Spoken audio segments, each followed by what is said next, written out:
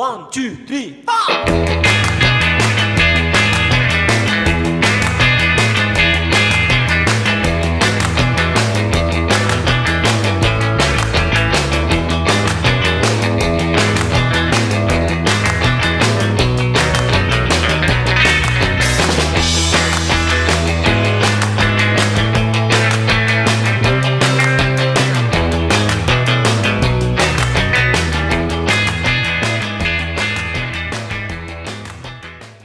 It's a very great pleasure for us this evening to say hello to an up-and-coming Merseyside group, the Beatles. And I know their names, and I'm going to try and put faces to them. Now, you're John Lennon, aren't you? Yes, that's right. What do you do in the group, John? I play harmonica, rhythm, guitar, and vocal.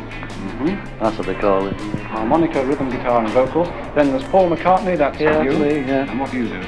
Play bass guitar and sing, I think. Oh, you know, that's what they quite say. apart from being vocal. Yeah, well, yeah. Then there's George Harrison.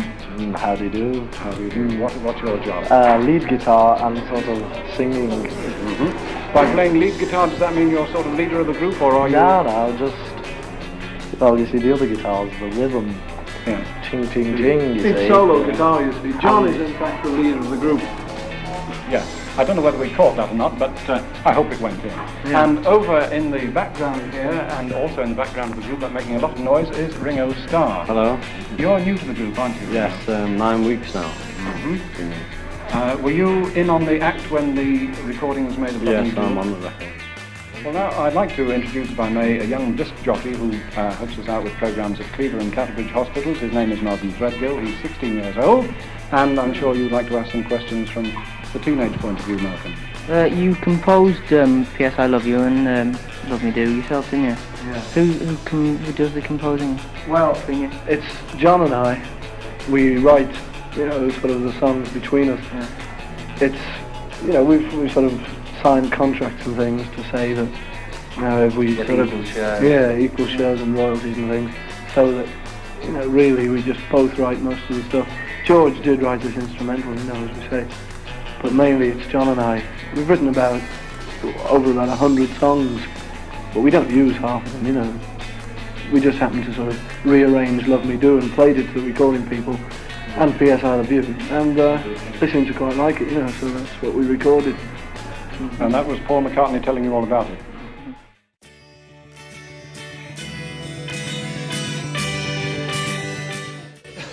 Does the continuous living and working together impose any temperamental stress upon you? No, actually, it's quite lucky because we've been together now for 40 years. And you know, we've all been mates for quite a long time, so we don't get on each other's nerves as much as we could. We're quite friendly. Yeah, I see.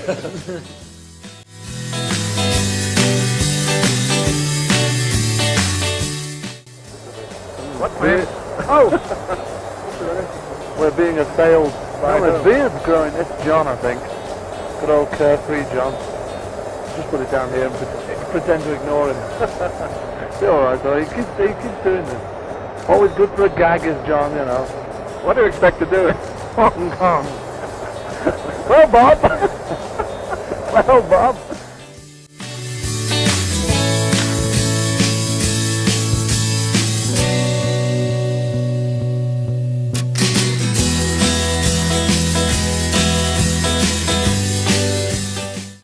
So do you consider you think alike, or do you think differently and therefore help each other?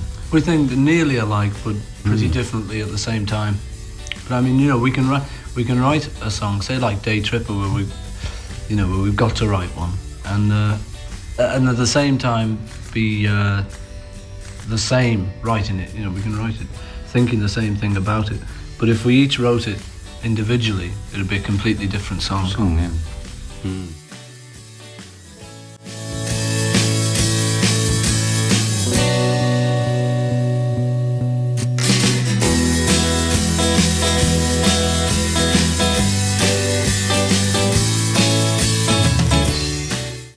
You know about that anyway, you know. I mean, we could say a thing about, like John's religious thing in England, and it wouldn't be taken up and misinterpreted quite as much as it tends to get here a bit. You know, I mean, you know it does, but it was.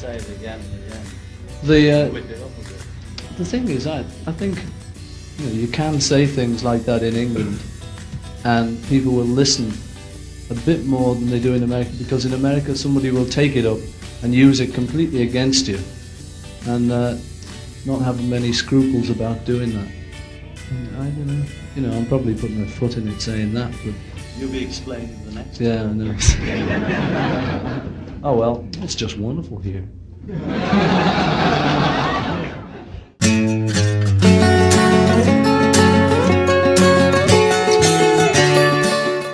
Well, some of the remarks attributed to you in some of the newspapers, the press here, said that concerning the remark that you made comparing the relative popularity of the Beatles with Jesus Christ, and that the Beatles were more popular.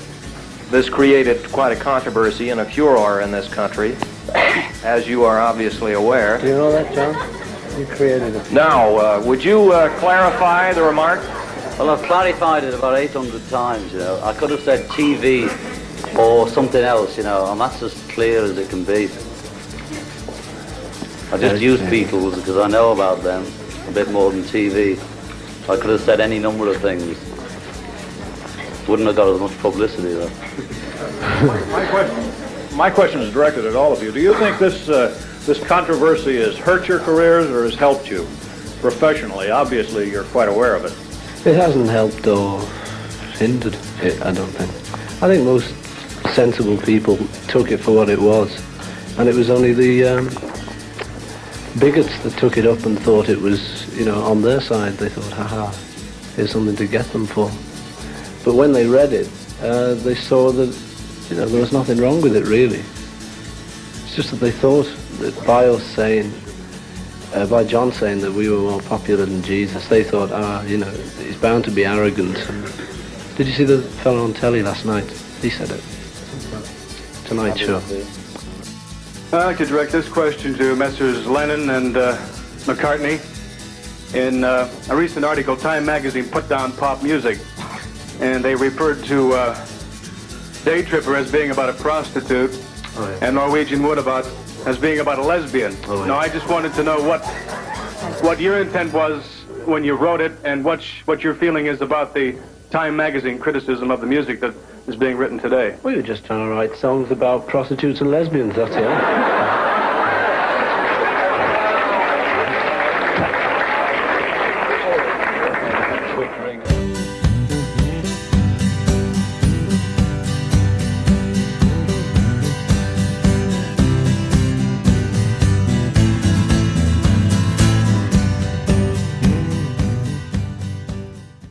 Trying to be Beatles, you're trying to be Four People. We can't. There's one thing that we'll never be anything other than is the Beatles. We can't be anything else. We are the Beatles. Yeah, we can't just stop being the Beatles. There's nothing to pack in, No, it's not like a 9-to-5 job, our thing. It's only the whole thing about us is that we're four friends, and there's no job. We don't have to do it. Yeah, I guess money. so. There's no having to do anything. Don't you enjoy putting it out? That's what we do, though.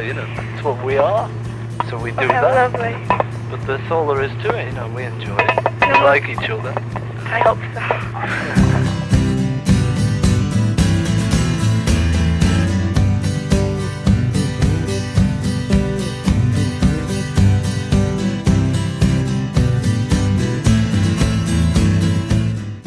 Yoko really tried to stay out of it, just sort of got on with something. But she just really, they're onto that thing. They just want to be near each other. So I just think it's just silly of me or anyone to try and say to them, no, you can't. It's like because okay, they're going overboard about it. But John always does, and Yoko probably always does. So that's their scene. You can't go saying, don't go overboard about this thing. Be sensible about it and don't bring it to meetings. It's his decision. It's none of our business to interfere in that. Even when it comes into our business, still can't really say much, except, look, I don't like it, John. Then he can say, well, screw you, or I like it. Yeah, but if her being around so much has caused a lot of the trouble, that you're compromising already, and you've made a lot of your compromise. You know what I mean? What, by the right, yeah. Omnipresence. I think it's because we've thought that the only alternative would be for John just to say, okay, well, see you then. You know, and we've not wanted that to happen. But it's going to be such an incredible sort of comical thing, like in 50 years' time, you know. They broke up because Yoko sat on an amp. You know, or just something like this. What?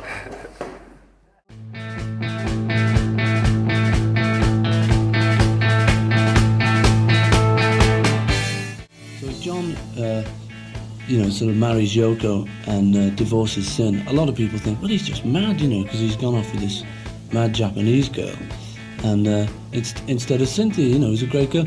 But the truth about it all is that he loves Yoko, you know, and so that, like, whether you like it or not, I tell you, he said one thing to me which made me understand what they were up to, you know, just as two people, not as anything else, just as two people. He just said, I tell you, it's like holding hands on the back row of the pictures. And I suddenly realised they're not freaks.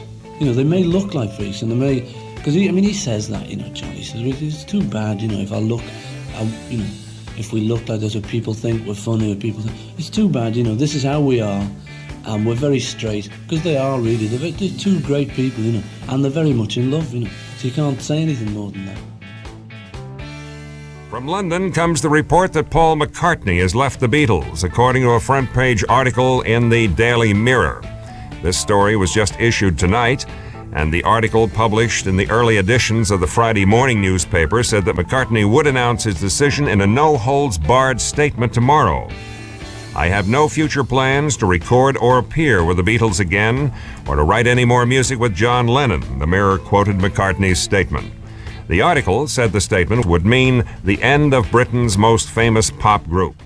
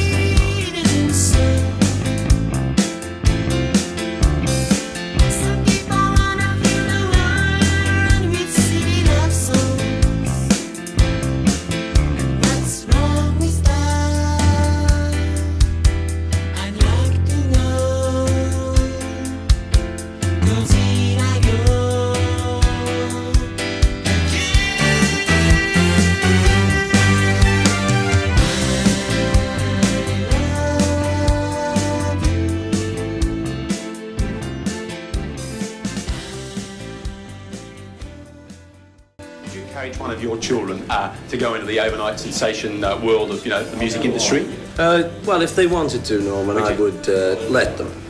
I suppose anyway, if they didn't do too good, they could always open up a sandwich shop using your name, like Paul McCartney's son's takeaway foods, Except that fruit shop of yours didn't do too good in London, but did it?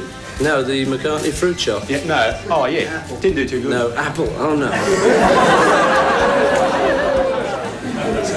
Give that man a drink.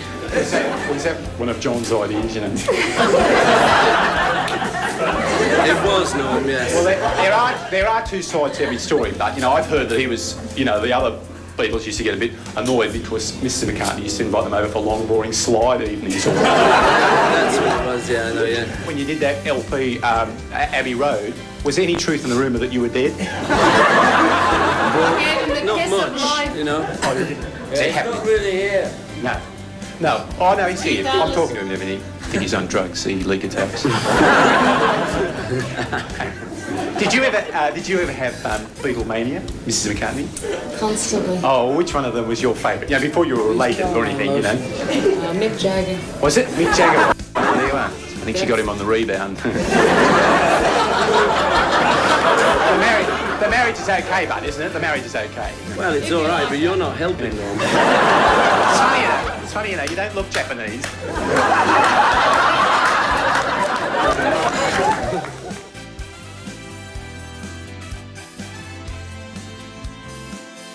The Rolling Stone article recently. Could I quote you a bit of that? See how you come.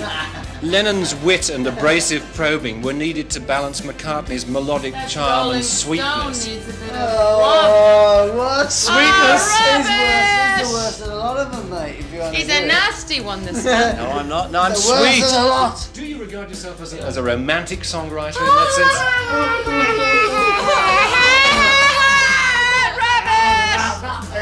Guys and girls.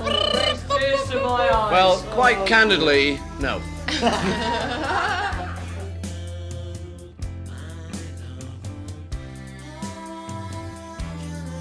Are you still friendly with your three former partners?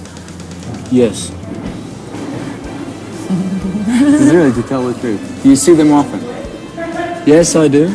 I do, Michael. No, I don't see them that often, actually, but I'm very friendly with them when I do see them. But we're living at different parts of the globe. Ringo tends to hang out in Los Angeles. John tends to hang out in New York. And George is kind of between there and London. And I'm often in kind of London or Scotland, so we don't, when we go to New York, we see John and vice versa. It hasn't always been that way in the past decade, has it? I mean, isn't it much more comfortable now that you are friendly? There was a period, when there was kind of a lot of business troubles, and we had a lot of squabbling and everyone was a bit bitchy towards one another, That certainly did go on, Geraldo. But it's past. But the animosity has subsided.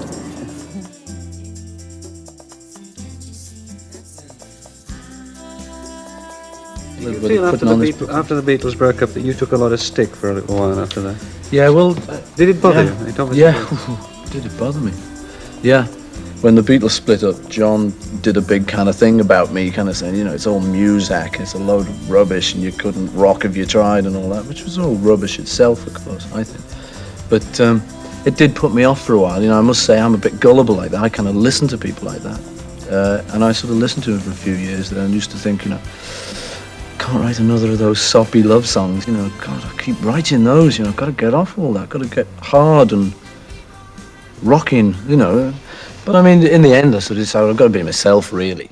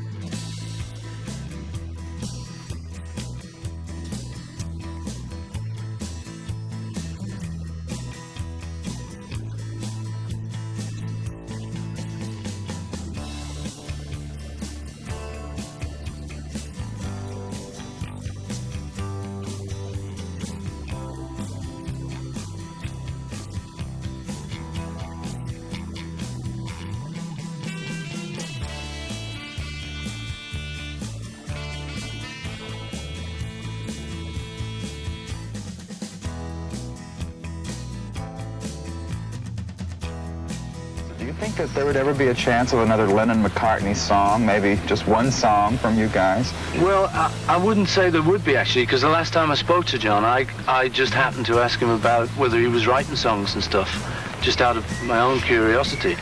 And he's told me he's kind of finished doing that, and he's not really into that. But, which when you say it to people, they say, oh, well, you know, this big disappointment, or you must have gone crazy, or something.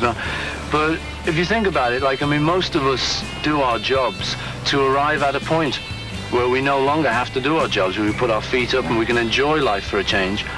And I think he's probably reached that point. Well, you haven't reached that point, so the work And must you still can't be... enjoy life, huh? The work must still be important, though, to you. Well, I just like it, you know.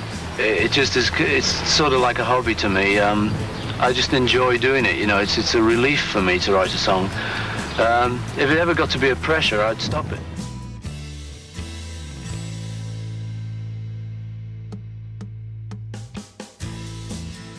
Paul, there's a new interview out that John, you mentioned John a while ago, Lennon did. Yeah. And he talks very openly without going into details, but he seems to have a lot of resentment, competition with you. And he says you kind of died creatively in a way, and he didn't keep track of you, but he said long winding road, your last gasp. How? He seems resentful of you. Do you know why, or? I don't know. I can guess and stuff, you know, but I'll tell you, after all of that stuff has sort of gone down over the years, I actually kind of keep a bit quiet now, because, I mean, anything I say he gets resentful of. So, I don't know, really. I mean, it's just a weird one, you know. I don't quite know why he thinks like that. I mean, what do you do about that? I really just shut up these days about it. I think it's the best policy, David. And you go ahead and keep writing wonderful music and taking care of your family. Yeah, well, listen, I mean, I'm enjoying myself. You know, I'm having a good time, and I don't think I've had my last gasp. So, you know, I mean... You sure don't look it.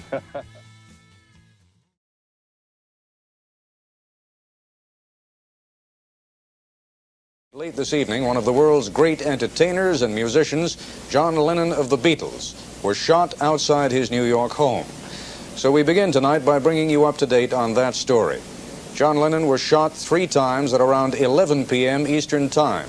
He was rushed to New York's Roosevelt Hospital, but died a few minutes later. Police have a suspect in custody whom they describe only as a local screwball.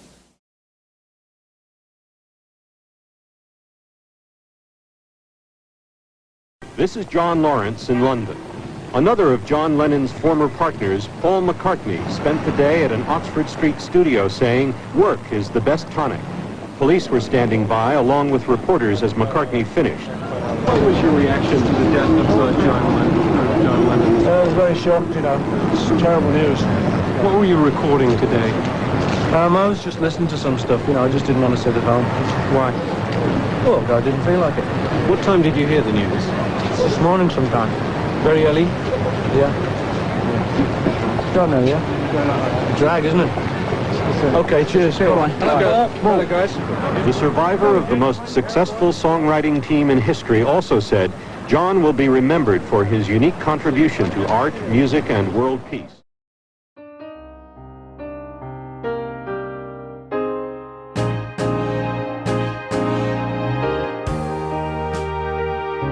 John, he was beautiful. Very beautiful.